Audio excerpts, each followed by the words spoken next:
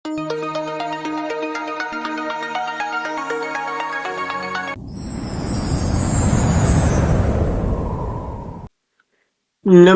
ગુજરાતના અધિકારી મિત્રો, આજે આપણે જોવાના છે 19 નવેમ્બર 2025નું મોસ્ટ ઇમ્પોર્ટન્ટ પરીક્ષાલક્ષી કરંટ અફેર સાથે સાથે જીકે અને જીએસ પર જોવાના છે।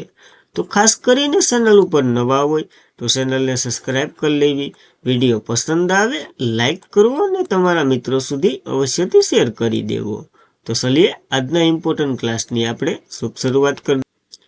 તો ભારત દર વર્ષે કયા દિવસે રાષ્ટ્રીય વાય દિવસ તરીકે ઉજવશે? તો 17 નવેમ્બરના રોજ આ દિવસ ઉજવે છે દર વર્ષે। તો ખાસ યાદ રાખવું, વાય આપણે જે વાય આવતી હોય ને એ ખબર છે, ઓલું બૂટ ઉગાડે એ ટાઈપની।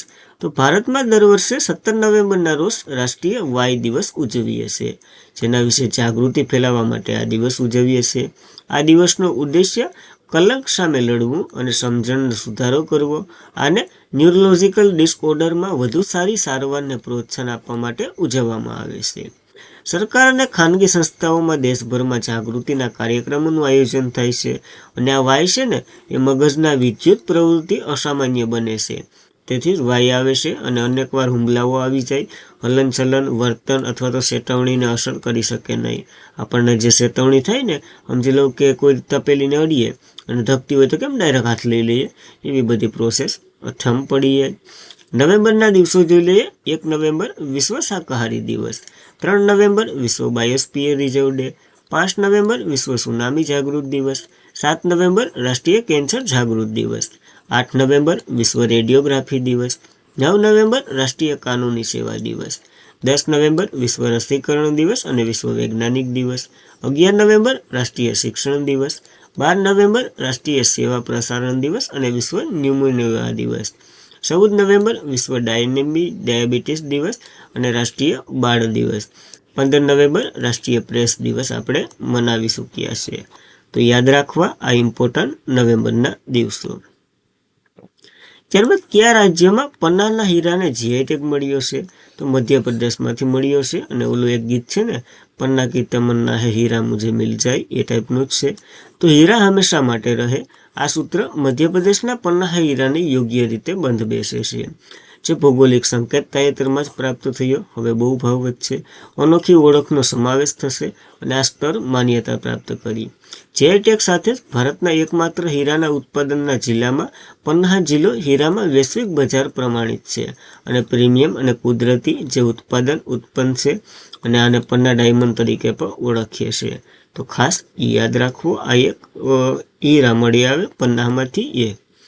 જીઆઈ ટેગની વાત કરીએ, geography indication of goods tax એનું ફૂલ ફોર્મ થાય છે રજિસ્ટર એન્ડ પ્રોસેસ એક્ટ, 1999માં આવ્યો હતો, પણ લાગુ 2003માં થયો હતો અને પેલો 2004માં દાર્જિલિંગની શાને મળ્યો હતો, જે પશ્ચિમ બંગાળની છે। તો રજિસ્ટર ક્યાં કરવા જવાનું? તો ચેન્નાઈ તમિલનાડુ ખાતે આની ઓફિસ આવેલી છે। ભૌગોલિક સંકેત જે ઉત્પાદનને આપવામાં આવે અથવા તો કોઈક ચોક્કસ હોય, કોઈ જાણીતું હોય, જે અનોખું વર્તન ધરાવતું હોય, સમજી લો કે આપણે એક ગીરના સિંહ ઓળખાય, આ તો સિંહની વાત છે, પણ આ કોઈ એવી વસ્તુ હોય જે માત્ર એક સ્થળે અથવા તો એવી રીતના જોવા મળતું હોય, એને મળે છે 10 વર્ષ માટે આ માન્યતા પ્રાપ્ત છે। ભારત સરકાર 2030 સુધીમાં 10,000 જીઆઈ ટેગનું લક્ષ્ય છે અને હમણાં જ હેન્ડીક્રાફ્ટ ઘટછોડું જે અમદાવાદનું ગુજરાતમાંથી જીઆઈ ટેગ મળ્યો હતો, અમદાવાદની સોદાગરી બ્લોક પેઇન્ટિંગને પણ મળ્યો હતો, હમણાં ગુજરાતના વરસાદના સિક્કો અને હમણાં જ તાજેતરમાં કાલ જ એટલે અંબાજી માર્બલ્સને પણ મળ્યો છે। અંબાજી આરસ પારસ હોય એટલે કે આરસ પારસ હોય તો પણ બંને એક જ છે, તો જે ઓપ્શન હોય એ ટીક કરીને આવતું રહેવું। ત્યારબાદ સંરક્ષણ મંત્રાલયે ઇનવાર એન્ટી ટેક મિસાઇલ માટે કોની સાથે 2095 કરોડના જે કરાર પર હસ્તાક્ષર કર્યા છે? તો કેની સાથે? તો ભારત ડાયનેમિક લિમિટેડ સાથે આ કરાર કર્યા છે। જોઈ લઈએ આના વિશે પણ।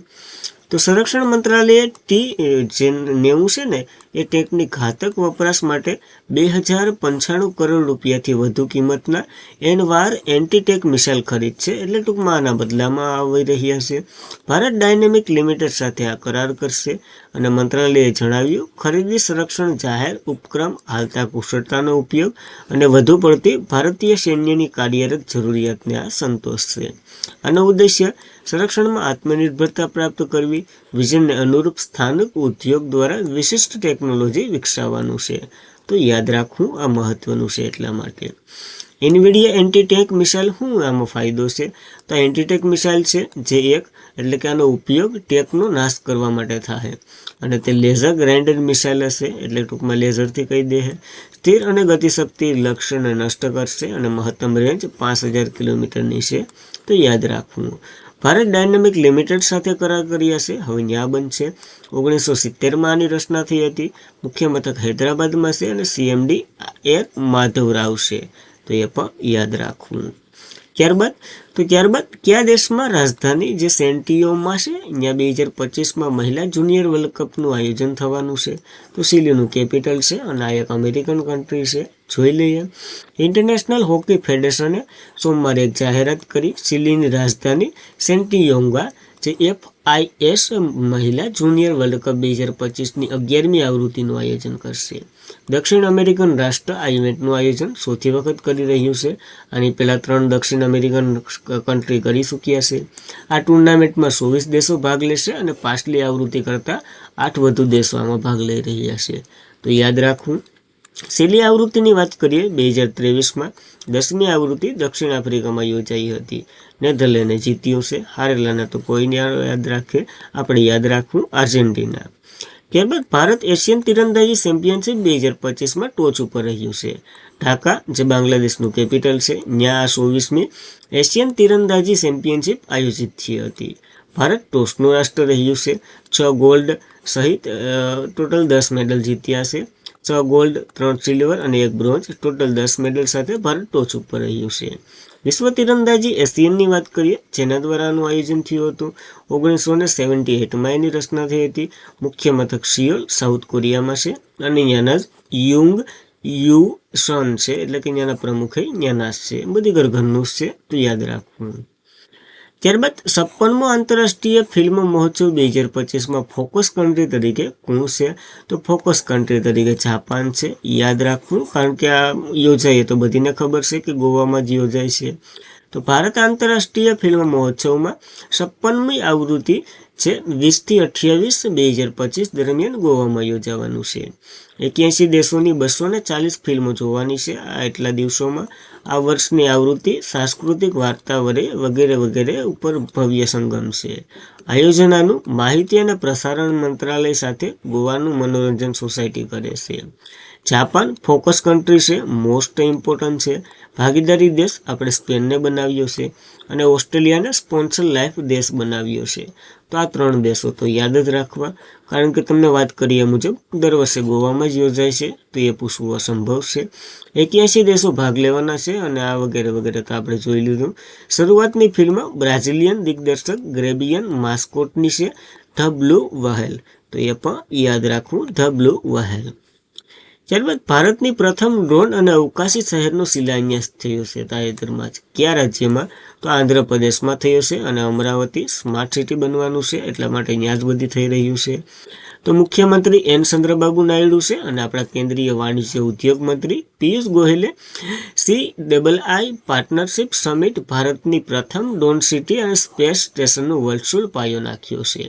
સરકાર ટૂંક સમયમાં ડ્રોન ટેક્સ રજૂ કરવા એની યોજના પર ધરાવે છે અને જેમાં સમર્પિત ડ્રોન ટ્રાફિક નિયંત્રણની પ્રણાલી પર લાગુ કરવાની છે.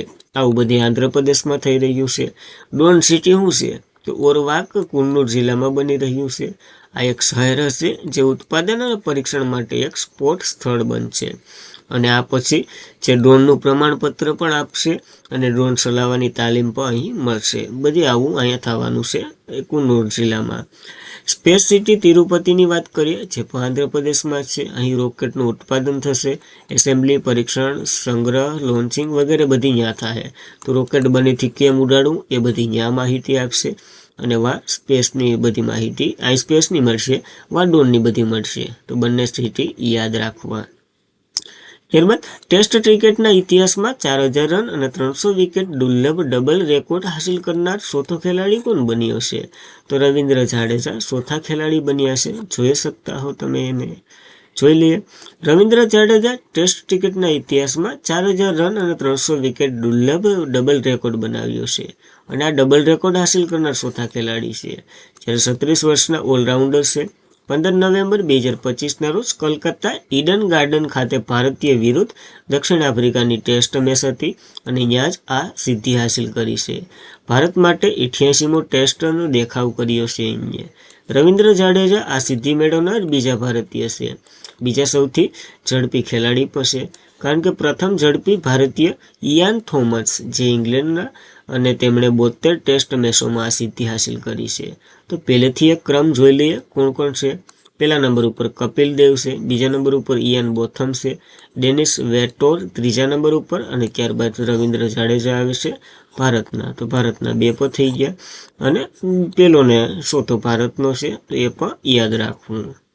ત્યારબાદ ગ્લોબલ એનર્જી લીડરશિપ સમિટ 2025નું યજમાન કયું રાજ્ય કરવાનું છે? તો આનું આયોજન ઓડિશા કરવાનું છે.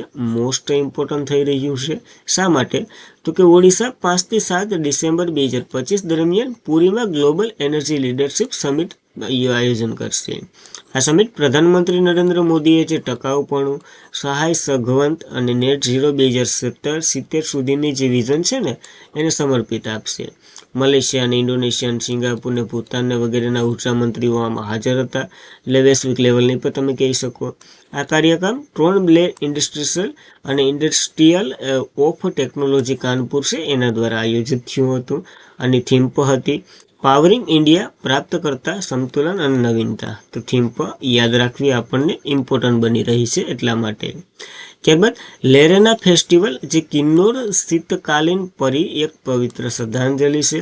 તો કિન્નોર જિલ્લો છે હિમાચલ પ્રદેશનો, ત્યાં યોજાય છે અને આમાં તો કે દુલ્હા અને દુલ્હન એવા 2 પાત્રય બને છે વગેરે, જે ચહેરાનો જોઈ શકાતા હોય એટલે કે ઢાંકેલા હોય અને પુરુષો જ આ પાત્ર ભજવે છે બંને.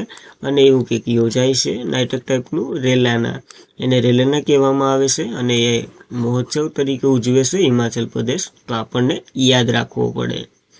અને આજના માટે એટલું જ હતું. ખાસ કરીને મિત્રો વિડીયો પસંદ લાગે તો એક લાઇક કરી દો, તમારા મિત્રોને શેર કરી દો. ચેનલ પર નવા હોય તો અવશ્યથી સબસ્ક્રાઈબ કરી દો.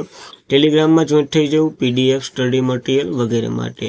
તો બસ આજના માટે એટલું જ હતું. જય હિન્દ, જય ભારત.